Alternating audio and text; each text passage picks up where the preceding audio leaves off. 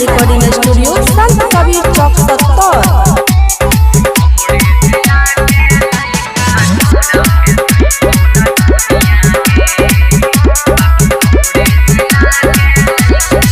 हमरा सामने करन गोड़की तानियो घुमान गे छीन के ओढ़नी लिख देबो हम अपने जिला के नाम गे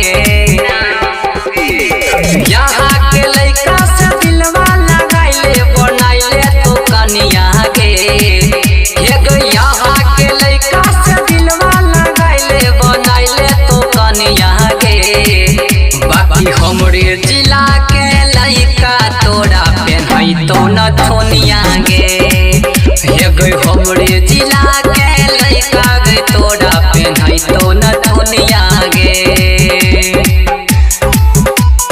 महादेव की म्यूजिक प्रेजेंट।